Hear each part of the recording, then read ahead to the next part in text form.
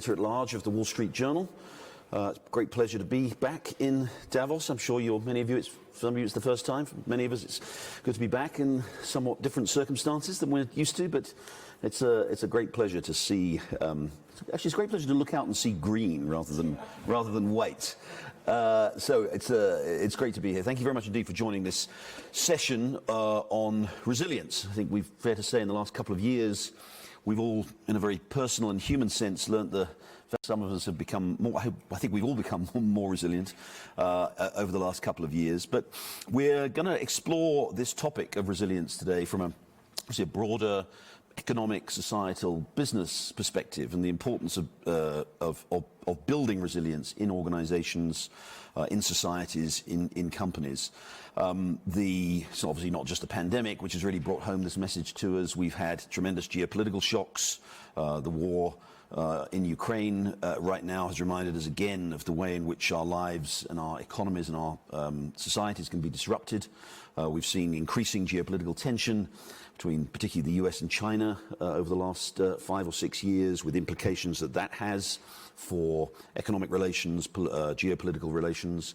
And of course, all of this against the long-term backdrop of climate change and other environmental challenges.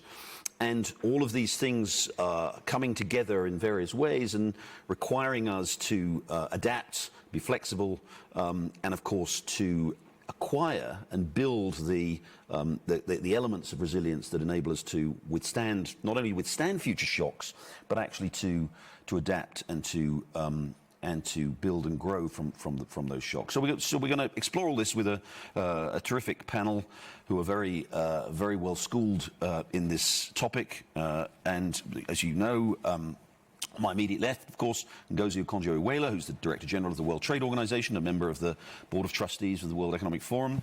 To her left, Bob Sternfels, Global Managing Partner at McKinsey. And McKinsey have just written a report, which many of you may have seen, on this very topic. And I'm going to ask Bob to talk through some of the elements of that. And on the far left, my far left, to your right, Roy Gori, who's President and Chief Executive of Manulife in Canada. So thank you again for joining us. Let's get straight into it. I'm going to ask, if I may, a sort of methodological question. I'm going to ask you all, if you would, to define what we mean by resilience in this context. Again, I think we all understand the meaning of human resilience, but what does it mean in terms of the various walks of life that you're in, but also in terms of what it means for how societies and companies can actually, how they have to deal with shocks, and what it means to build resilience within an organization. Ngozi, if I could start with you, what's your understanding of what resilience means? Well, thank you. Let me make a couple of points. I think that it's very right to start by asking, what does resilience mean? But you have to think about resilience in the context of the world we live in now. We're in a world of simultaneous crises, all happening at once. A global health crisis, a food security crisis, an international security crisis, the climate crisis. So what does resilience mean at this time? Surely, if you look at all these crises, you see they share one thing in common, which is that they're kind of problems of the global commons, meaning that no one country alone can solve the problem. So to me, if that's the case, resilience means it's not that we all have to survive together and sustain together. And to do that, you cannot have resilience unless you have global solidarity. And that has a lot of implications. Maybe we'll come to them, but one of them surely is, if resilience for all of us needs global solidarity, then how do you finance that resilience? Who pays when you have global public bads? So that's what it's: survival together, it's supporting each other, it's financing together, it's recognizing that my resilience cannot happen unless your resilience also happens. Bob Sternfels, again, as I say, McKinsey's just authored a report on this, and I should also say the World Economic Forum has launched the Resilience Consortium with McKinsey, and Bob, I know you're very much part of that, and I think many of you probably here in the audience are too. Bob, Ngozi's given us a very important sort of global perspective on on resilience and how to achieve it. What, from your perspective, and particularly with the experience of this report that you've done, how would you define what we're talking about? Yeah, well, I'd love to jump in. It's also great to be here, great to see everybody. We are very excited to be a founding member, both in terms of the Resilience Consortium with the World Economic Forum, and also to co-publish the paper that you mentioned, which hopefully is a start to accelerate conversation on this important topic. You know, as I wade into it, I guess the part I would build on, Ngozi, that you talked about is the imperative for this, even before you get to definition. And one of the things that I think is both concern and hope as we deal with several of these crises at a rate that we've never had before is how do we avoid what I'd call an or-based conversation and embrace an and-based conversation. So many of the debates over the last couple of days have framed, do we need to trade growth to solve inflation? Because of the geopolitical crises, does this put climate transition commitments on hold? If we really want to be inclusive, how many GDP points come off global growth? And those are all or. Right? One of the things that I get so excited about with resiliency is, can it allow us to lean into and-based solutions? Can we have growth that's inclusive? Can we actually think about climate transitions while companies continue to thrive? And can we think about a world that, when we make the climate transitions, is not regressive to the vast majority of people who live on this earth? And so I think the imperative for me is this: it allows us to lean into and, as opposed to default to or.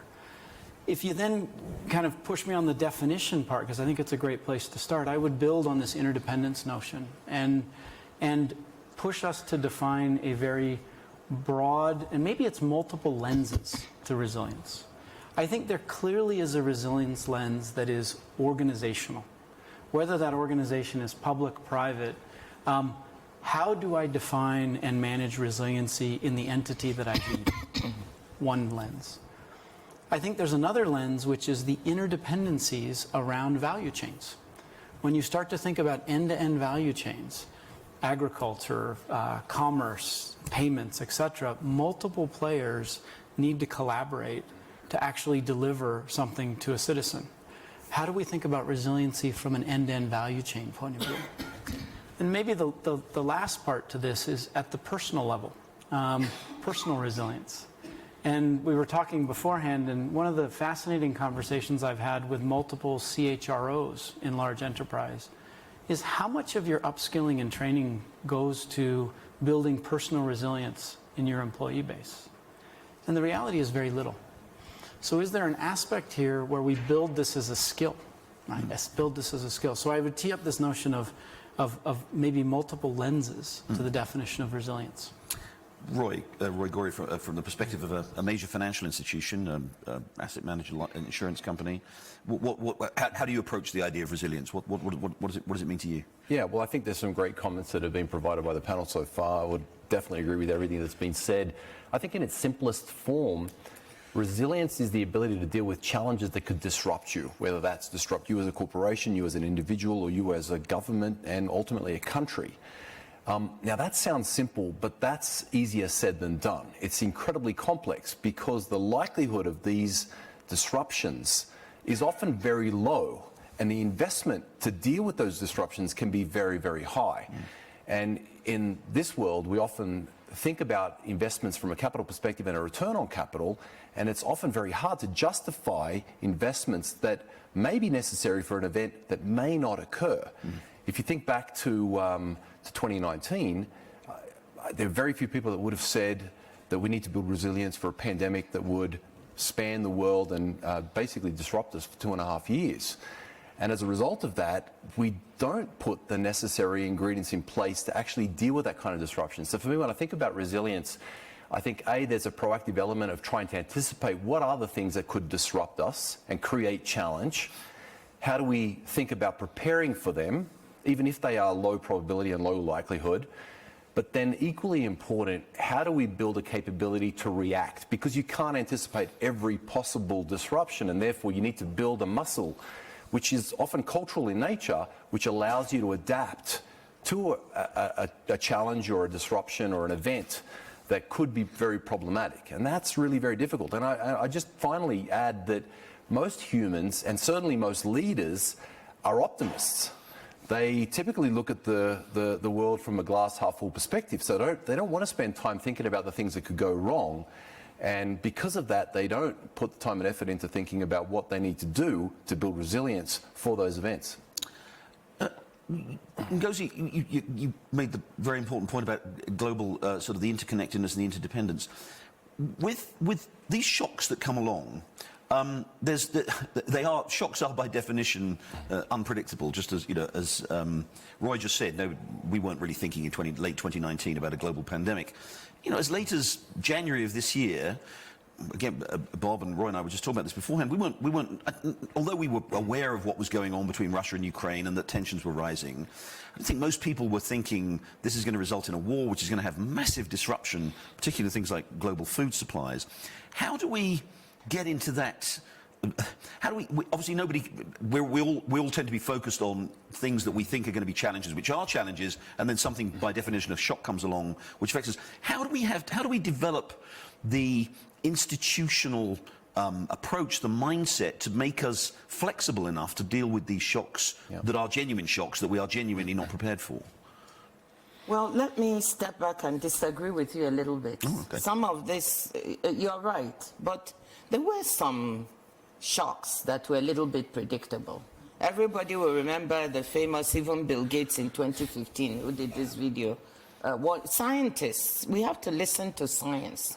They've been warning us of some of these things, because if we are destroying our environment, the interaction between animal, environment, human is really heavy, and that there will be consequences, including potential for pandemics. But because, as Roy said, the policymakers and politicians, their mind frame is short term.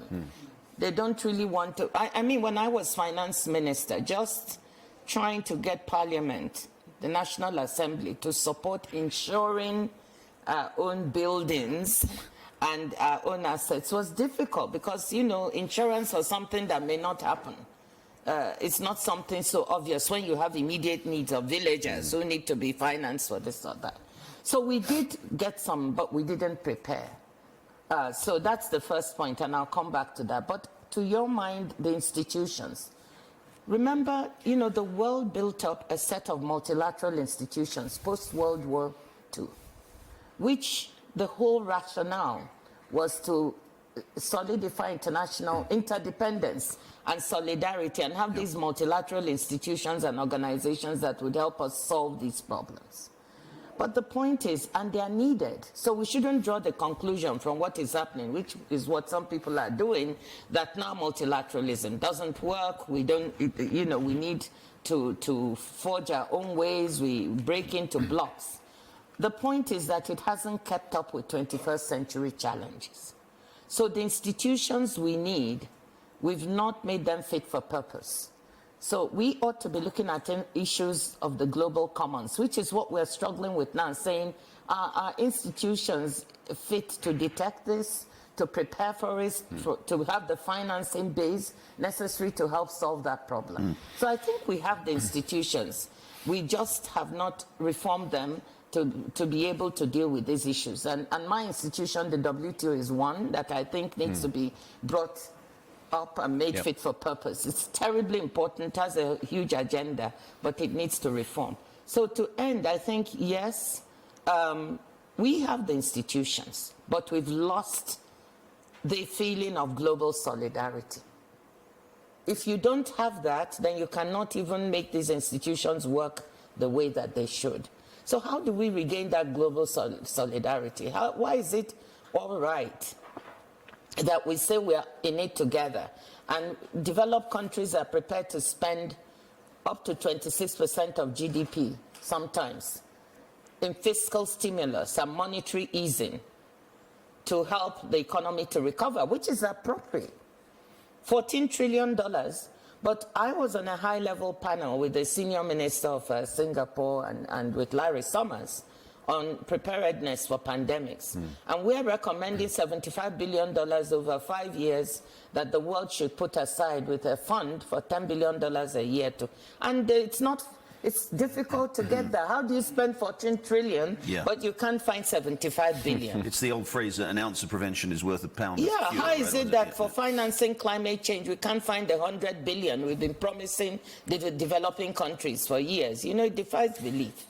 Bob, companies, I think, tend to see, understandably, rightly, a lot of the processes necessary to build resilience as costs. They are a lot of it. Take for example the disruptions we've seen to the global supply chain. You know, in the last couple of years because of the pandemic. The way to build resilience against that is to have alternatives, which involves building in a degree of redundancy, presumably a degree of latency. You know, as Roy said, these measures are low return, and also they're measures that are you know, sort of you hope and you generally expect most of the time are not going to be needed. How do you get? So how do companies, you know, how does a CEO or the CFO of a company approach that? Manage to find ways in which building that resilience is not just simply the sort of dead weight costs that you have to build into an organisation to protect yourself. Well, you know, it's fascinating because actually, when we look at this over the right time frames, those investments are not low return.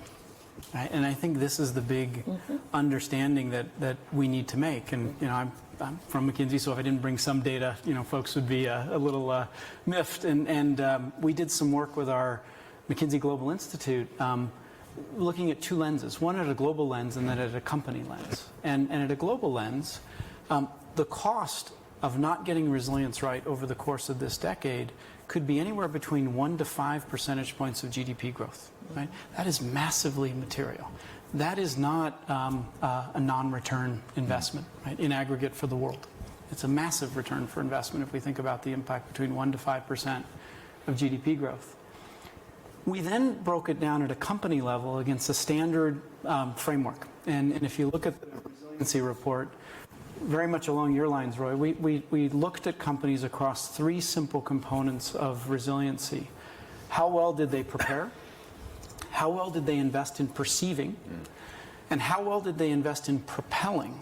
Massive reallocation of resource and then using some of the countermeasures to create strategic advantage. Those are the kind of the 3 things, right? Prepare, perceive, propel.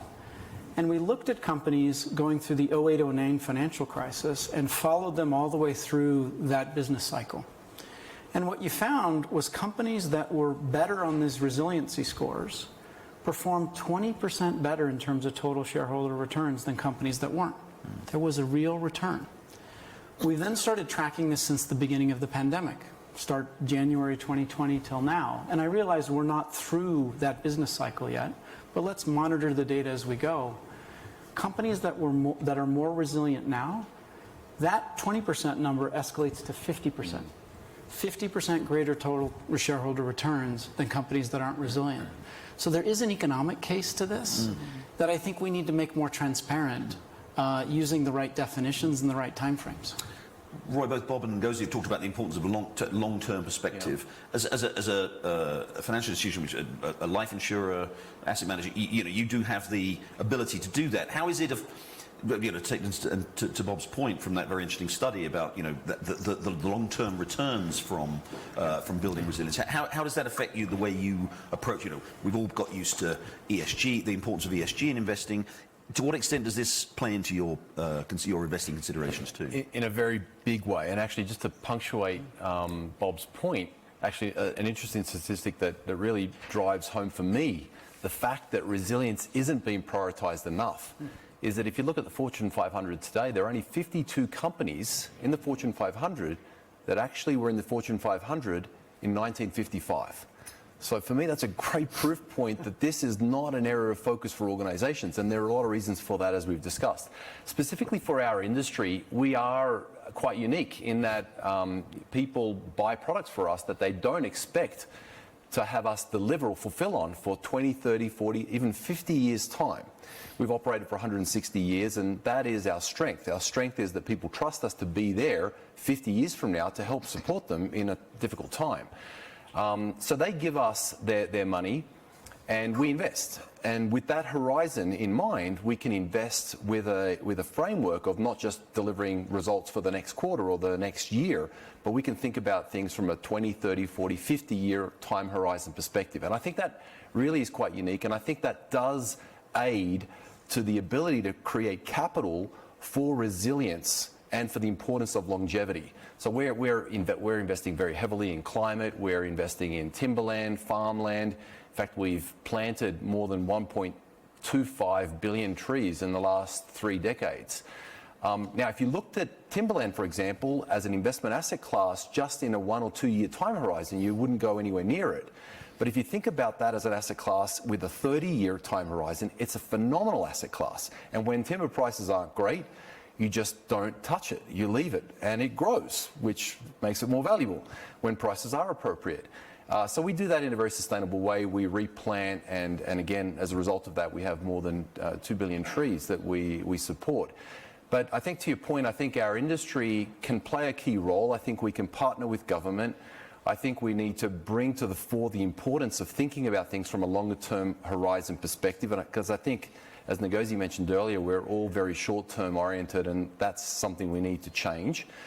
In addition to being an insurance company, we're also an asset manager. We have more than $700 billion worth of assets under management that we manage for third parties, for customers.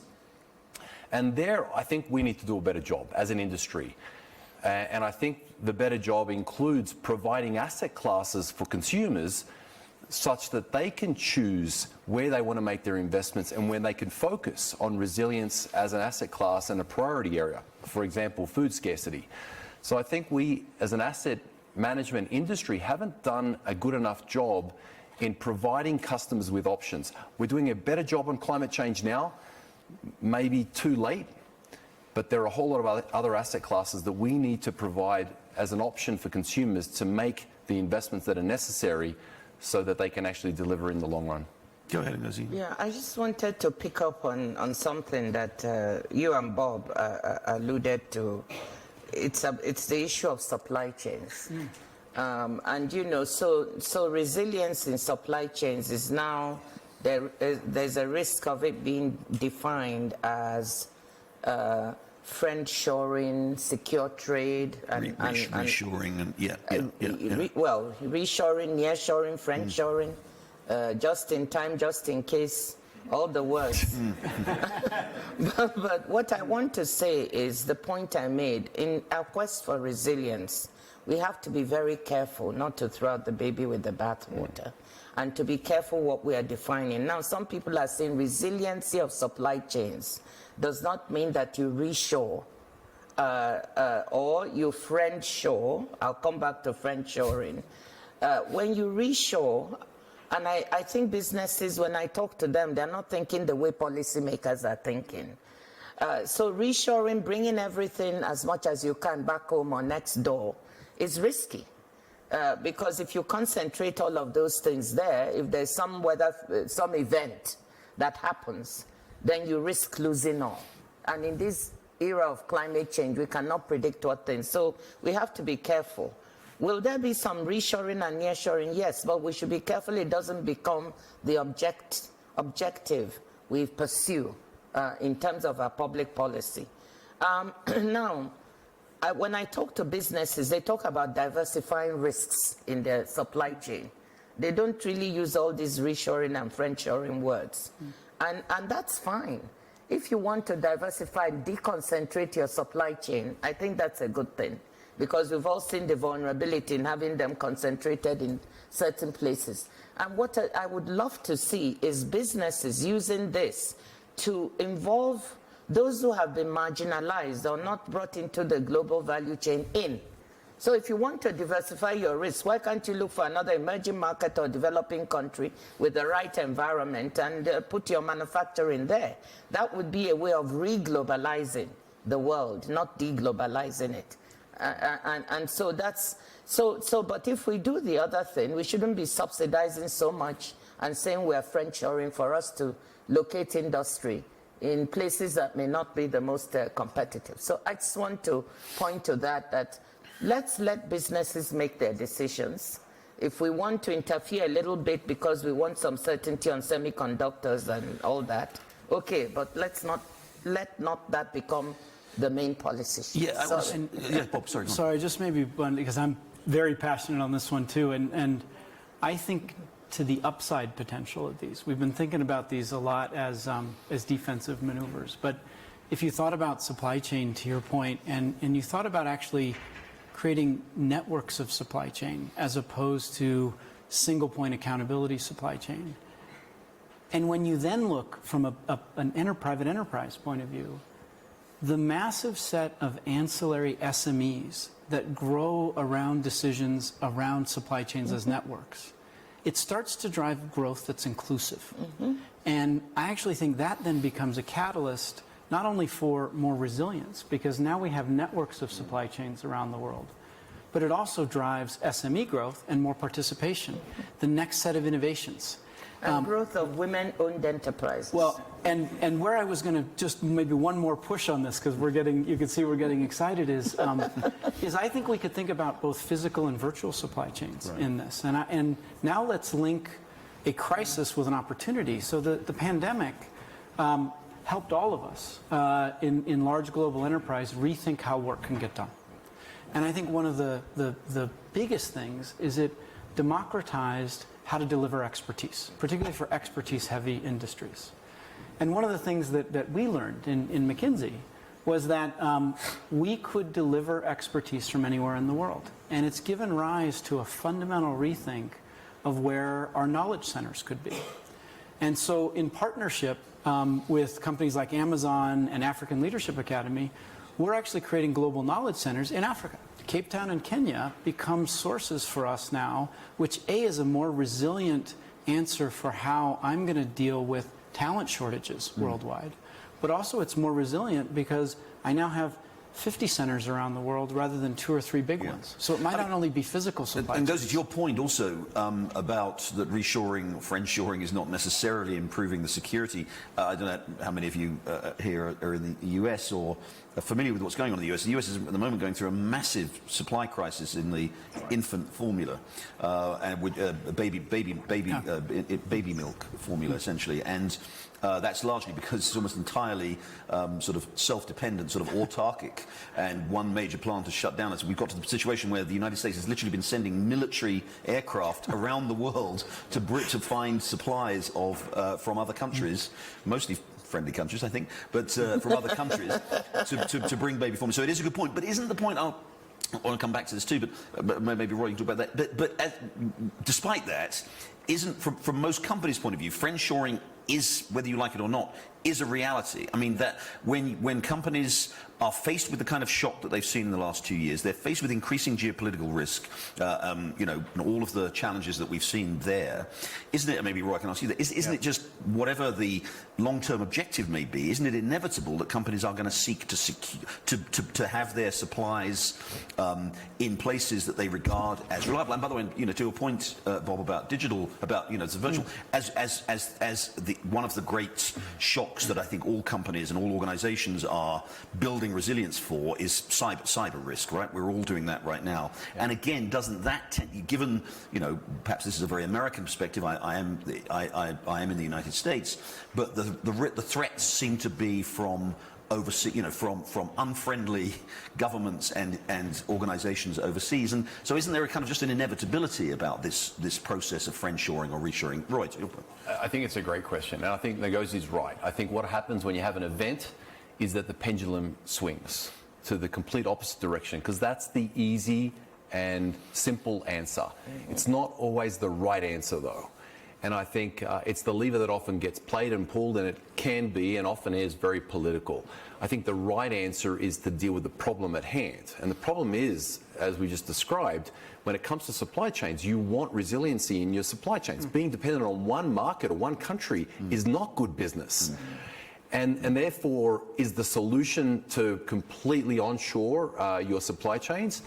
Probably not necessarily. And I think there is probably going to be a mixture of onshoring, but then a combination of multiple sites just on the point of manufacturing to provide you with the confidence that if an event did happen, and again, you can't predict the event. I think the worst mistake that you can make when you think about resiliency is anticipate that future events are going to be the same as the ones that happened in the past. Right.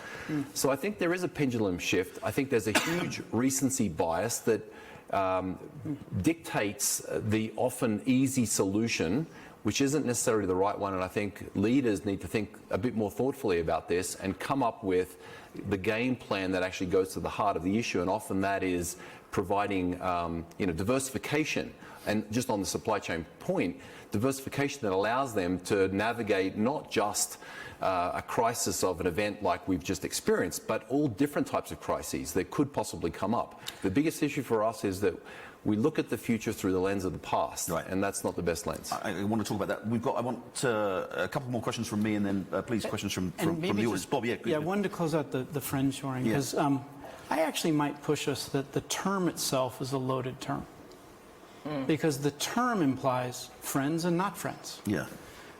As opposed to how do we think about more resilient supply chains? And if we move past that and we could underpin and with the WTO and others, establish some sense of standards and trust to facilitate trade. Right?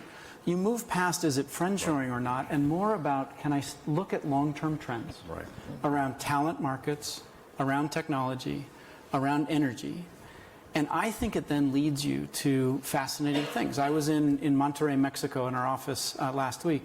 Northern Mexico is booming.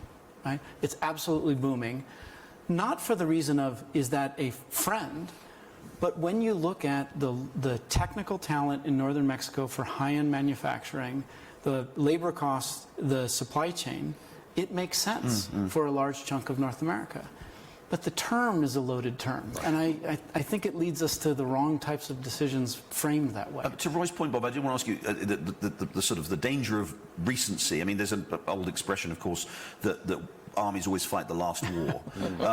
We all know that. Everybody knows it. Everybody knows that the next war is not going to be like the last war. We all know it. We all supposedly prepare for it. But sure enough, the next war comes along and we think we're fighting the last one. How do you, obviously without knowing what the next, forgive the martial language, but what measures do you put in place? How do you prepare an organisation to not to fight the last war, not to address the shock that you've just dealt with, but to have the flexibility to deal with whatever, the shock, whatever it may be? I mean, what are the specific things we were just talking beforehand about? Is this being taught in business schools? Is this being taught is this part of the process of learning that companies put their employees through? What can we do to address that? Bob, I'll start with you. Well, I'd love to wade in, and I think it starts with rather than a mindset of how can I identify every potential future shock, which is a discrete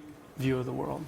How do I build my organization to be able to deal with things that I can't foresee?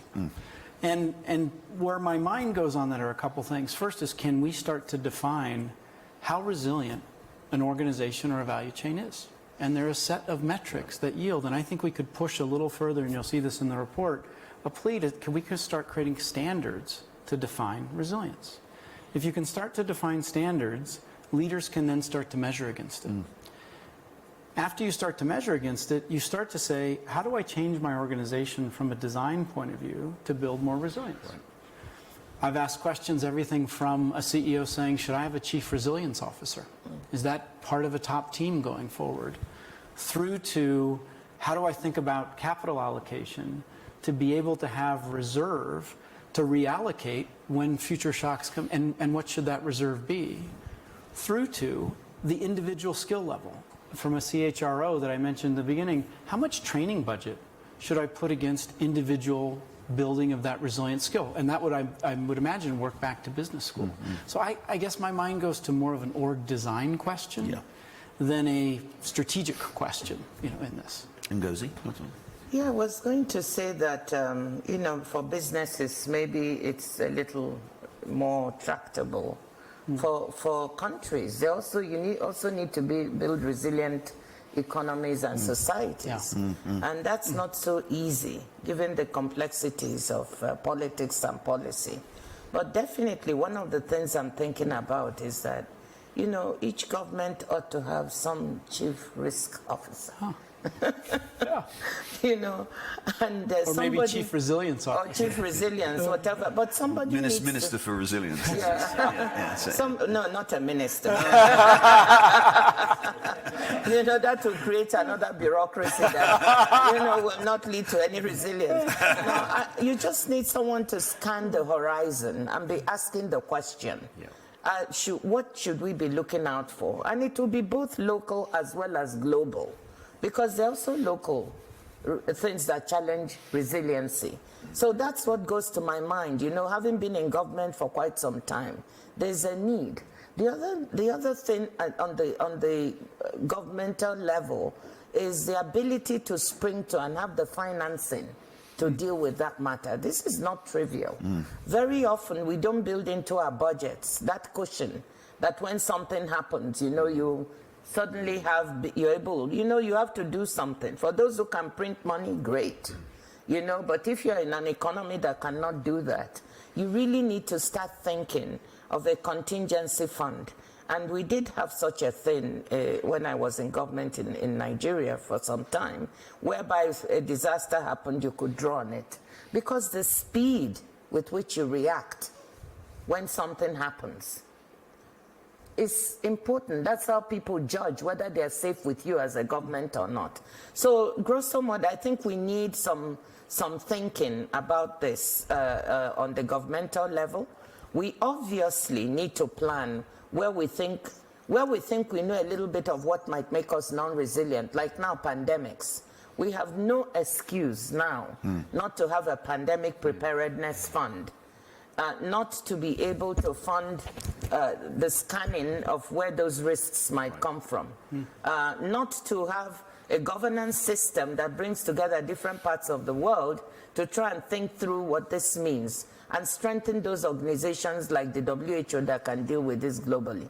So number one, we know some of these things, but we are not yet prepared. So let's prepare for the ones we know.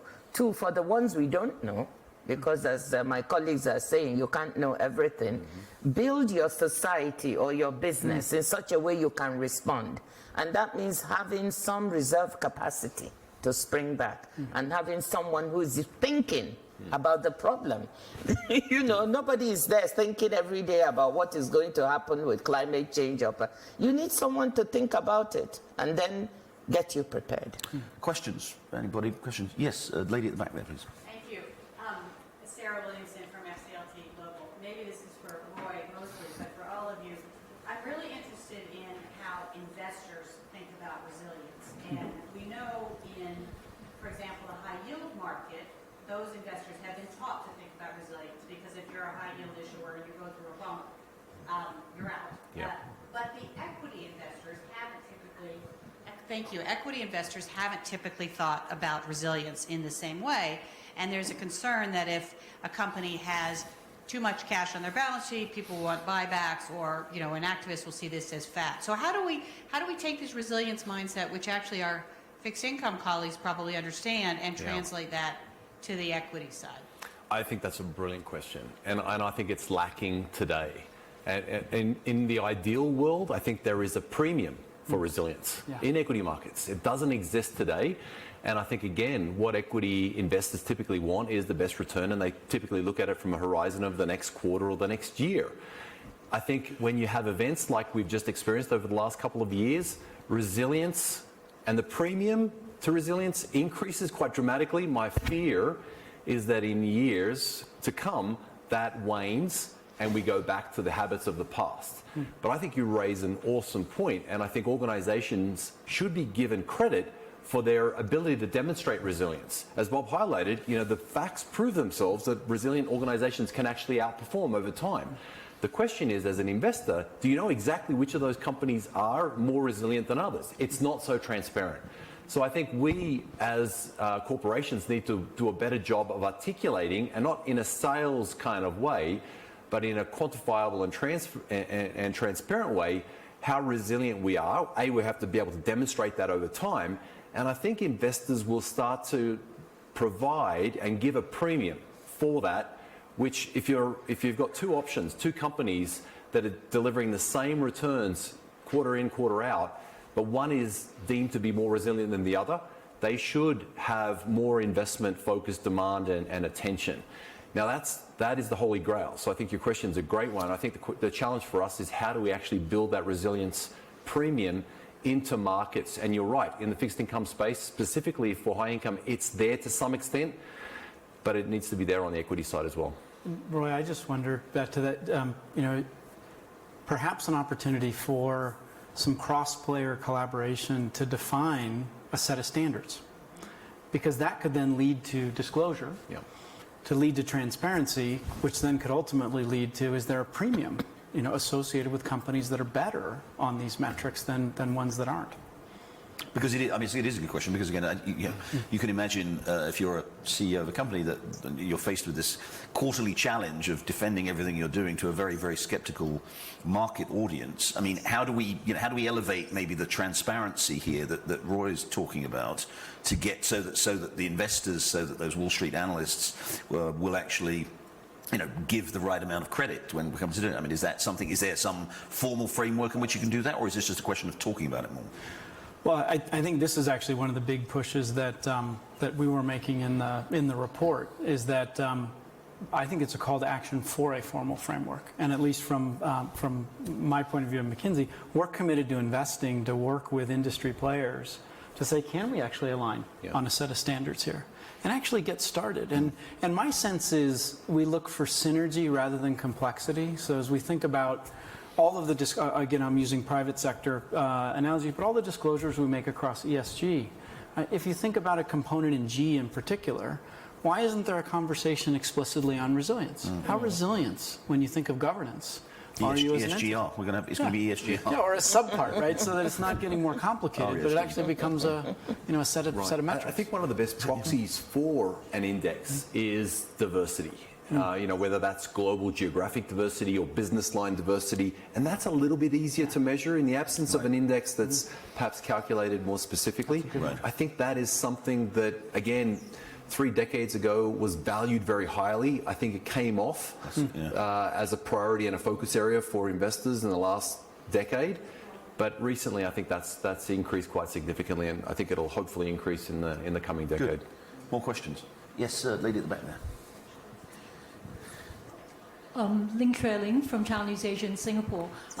You said that there was a metric perhaps that we could use, that we could develop for measuring perhaps people in public office. Well, may I suggest that one of them would be whether or not you carried your little sister for 3 miles because she was sick with malaria to a doctor, and if you can tick on that box, then perhaps you are a resilient public figure. That's something that Madame Ngozi has done, so just a suggestion. But more seriously, Madame Ngozi, the question for you is, you said that we've lost the feeling of global solidarity. Well, perhaps being a cynical journalist, I would say perhaps we never had the feeling of solidarity.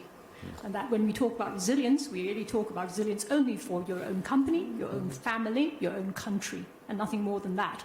And that a very good example also is that we tend to look at things, you say, you shouldn't break into blocks. Well, RCEP is now the biggest trading bloc in the world. It is not related to WTO. So we are already building things, and we are building things not necessarily in global solidarity and only really for the resilience of certain parts of the world. But shouldn't we just embrace that reality rather than deluding ourselves that we're such a happy family? Well, the answer is no, in short order. So let me tell you why. These institutions and this global solidarity that was put in place was after the world had gone through a series of shocks. The war, the Great Depression, all that. And the world, people saw that this wasn't going to work. So for 75 years, the system that was put in place has delivered. Has it delivered perfectly? The answer is no. Obviously, there are people who have been left, poor people within rich countries, and poor countries who've not benefited from this whole system. But grosso modo, it has worked. There haven't been the kinds of wars on a global scale or in the developed countries that we're seeing now. We've had wars in developing countries, which don't, people don't talk about as much. But it's rendered some benefits and lifted more than 1 billion people out of poverty. Trade has been a huge part of that. If you think of what China's GDP was when it tried to join the World Trade Organization in 2001, I think it was 1.6 trillion around that. And today is about 15 trillion compared to the US's 20. Nobody thought that they would grow that fast. And now they do it. It's through trade, open economies, and so on. So it has delivered. The regional trading blocks and bilateral are fine. If you look at the statistics, you see that 75% of world trade still takes place on MFN terms, on WTO terms, and 22% takes place on the terms done by these trades. So I think largely we are still following those WTO terms, but they need to be upgraded. So I would not say it's broken, that we never had it. I think where you're right is that it's eroding. It's eroding rapidly, and we are not thinking of the consequences of this erosion. We are very lazy. It's very easy to talk about blocks and, let's hang together and so on.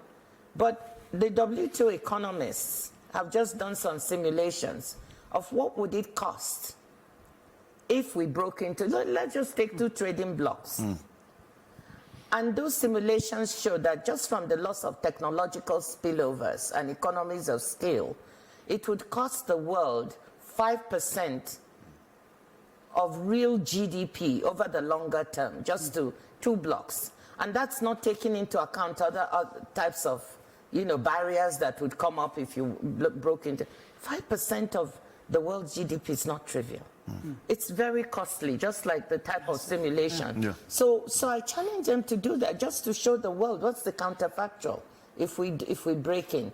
So we're eroding, but let's be conscious of the direction. So you have a very important point. But if we go in that way, it's going to cost us more as a community than anything. More questions. So did see a couple of hands goes up. Yes, sir.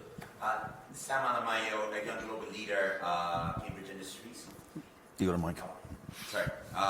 This was a fascinating panel. Really enjoyed it, and I think we don't want Ministry of Resiliency, but head of resiliency or a resiliency score.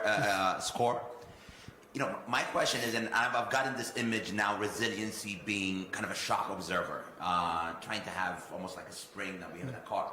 There are lots of industries that have mandated, regulated resiliency within their system, be it in the financial sector of how much reserve that they need to have when they're lending, even the airline industry of how much reserve fuel it needs to have in its design.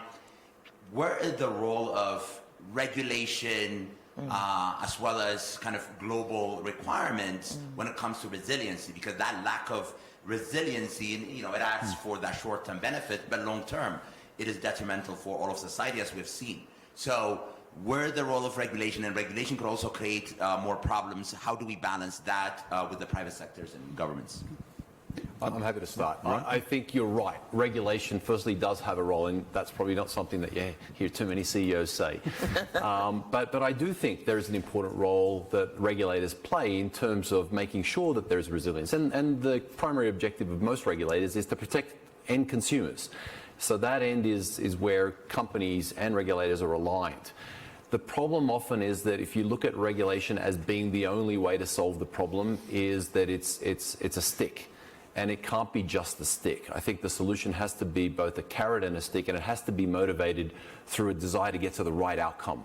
So I think you raise a good point. I do think regulators can play a key role in building resiliency, and I think it is about working with institutions and industries to try to find the right balance and the right formula for it.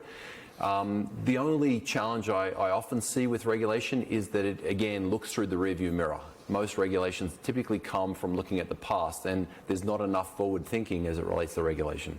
Bob? Yeah, I'd build. I think there has to be multiple legs in the stool, and I do think regulation has a key role to play. to ensure that as you look cross-industry, minimum standards are complied with. Regulation, as Roy points out, is rarely leading edge. and so I kind of view it as a floor. When you look at multiple stakeholders and you look at how most private enterprise has moved on climate commitments, it's not been through regulation. It's been through other stakeholders.